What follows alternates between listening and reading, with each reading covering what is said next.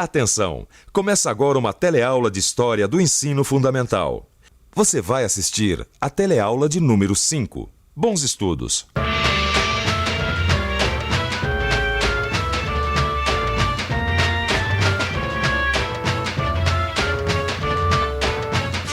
Você já tinha reparado como a gente gosta de cana? É açúcar, rapadura, garapa, cachaça, até carro.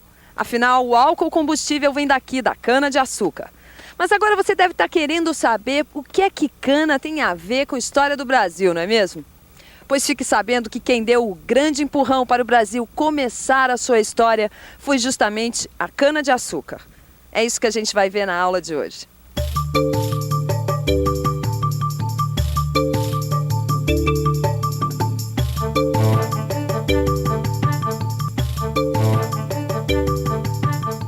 Você vai ver na aula de hoje por que os portugueses escolheram a cana-de-açúcar para colonizar seu território na América. Um território que hoje se chama Brasil.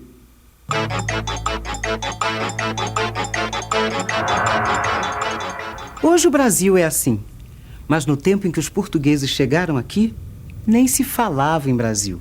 O que havia era um acordo internacional dividindo o novo continente. Esse acordo foi chamado de Tratado de Tordesilhas, que é o nome da cidade da Espanha onde ele foi assinado. E a divisão ficou assim. Aqui era a América Espanhola e aqui a América Portuguesa.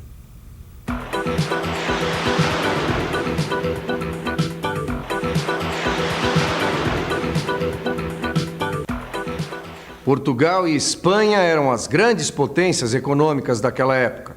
Por isso mesmo eram grandes rivais. E para eles, o Novo Mundo era, antes de qualquer coisa, uma fonte de riquezas.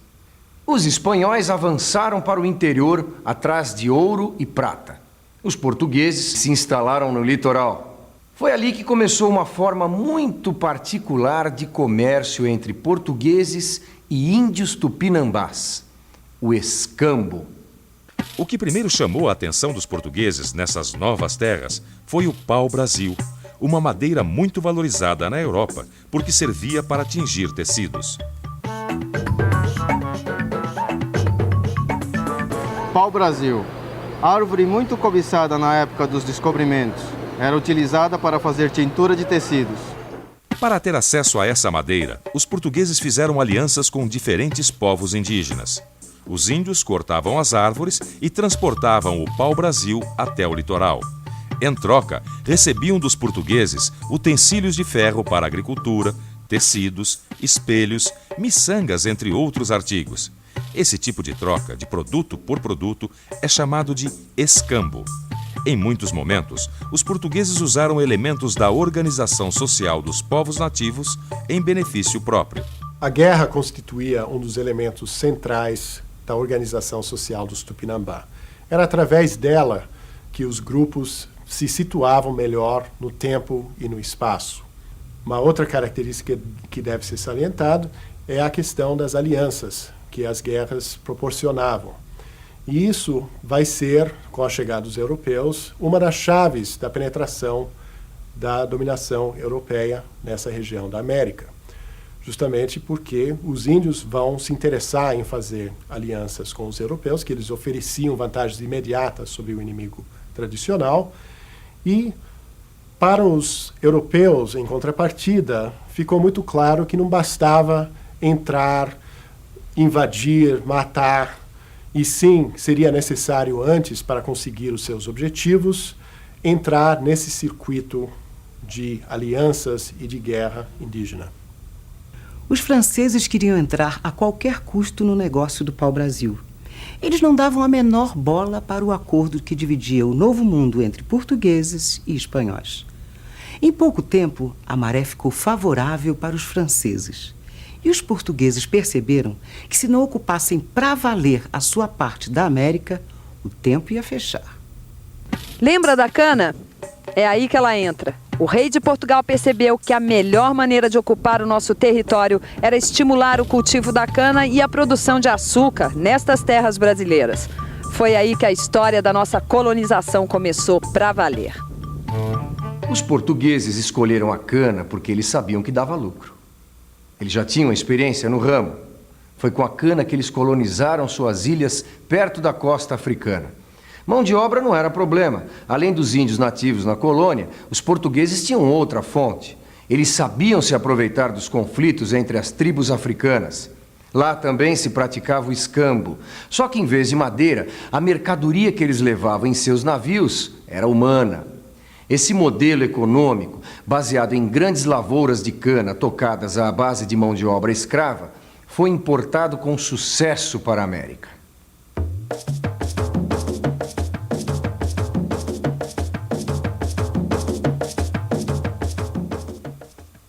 A lavoura da cana-de-açúcar exigia dos índios um trabalho muito mais intenso do que a coleta do pau-brasil. E os índios se recusavam a esse tipo de trabalho, porque eles estavam envolvidos em atividades próprias em suas aldeias, porque para eles a agricultura era um trabalho de mulheres e porque também já tinham um instrumento de ferro suficiente para o seu cotidiano, instrumentos que haviam conseguido no tempo do escambo.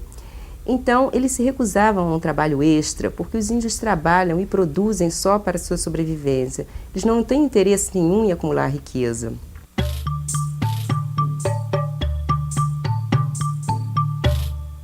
Só os índios não deram conta da quantidade de trabalho nos canaviais. Nos engenhos ou nas missões, eles morriam aos milhares por causa das doenças trazidas pelos europeus. Os grupos de indígenas que conseguiam escapar disso, quer dizer, que não haviam sido convertidos ao cristianismo, nem sido escravizados nos engenhos, esses grupos começaram a se retirar para o interior do país. Alguns desses grupos, ou muitos desses grupos, habitam hoje a Amazônia. No século XVI, eles viviam no litoral do continente. No final do século XVI, os engenhos já davam grandes lucros com a produção de açúcar. Enquanto isso, os jesuítas exigiam atitudes das autoridades coloniais para acabar de vez com a escravidão indígena. O contexto era perfeito para que o tráfico de escravos africanos, que ainda pequeno, se transformasse em mais uma grande fonte de lucro para o comércio colonial português. Foi assim que a onda mercantil e escravista firmou no litoral da América Portuguesa. A região Nordeste foi o ponto de partida do nosso Brasil de hoje. As cidades de Recife e Salvador se tornaram portos importantes para a exportação do açúcar. Era ali também que chegavam os escravos africanos e os produtos europeus. Todo esse comércio era canalizado para Lisboa. Dali, o açúcar brasileiro era redistribuído para toda a Europa.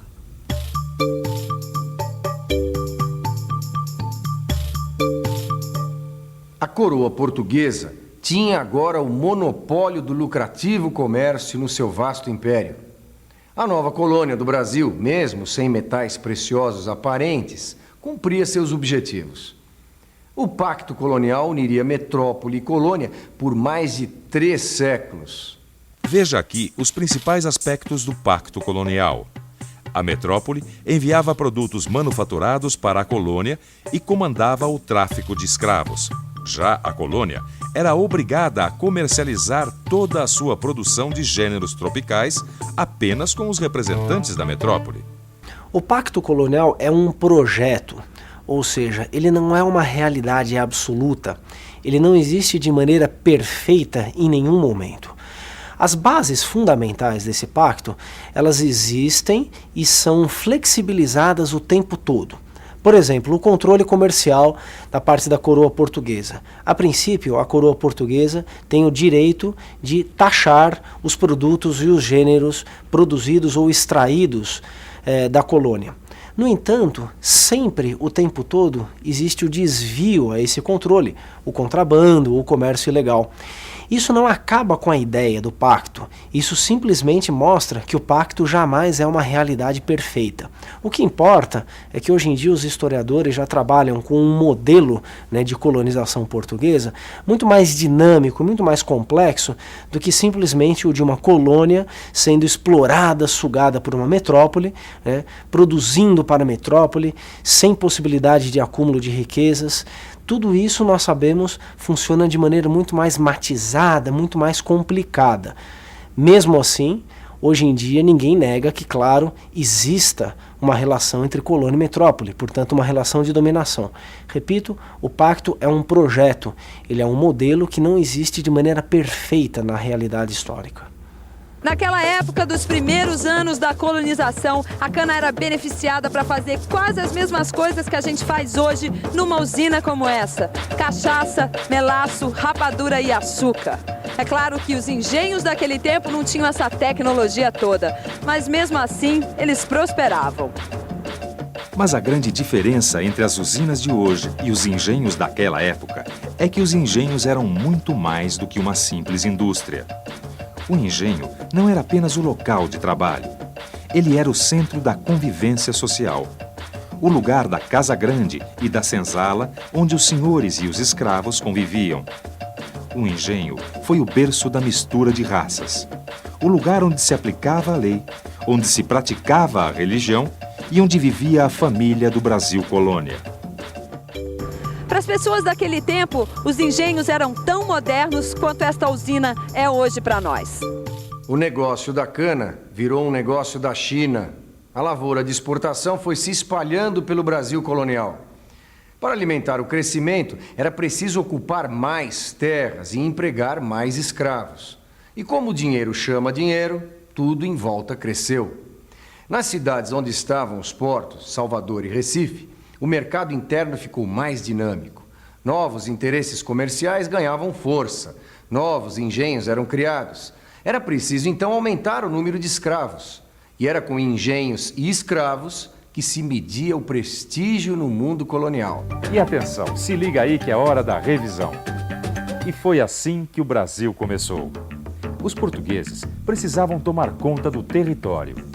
A lavoura da cana-de-açúcar para exportação e o uso da mão de obra escrava deram o primeiro empurrão no nosso desenvolvimento econômico. O resultado foi o nascimento de uma sociedade escravista. E o coração dos engenhos e da vida social no Brasil colônia era a casa grande e a senzala. Agora que você já sabe tudo isso, me responda uma coisa. Se naquela época a escravidão já tinha praticamente acabado na Europa, por que ela voltou a aparecer com tanta força na América colonial?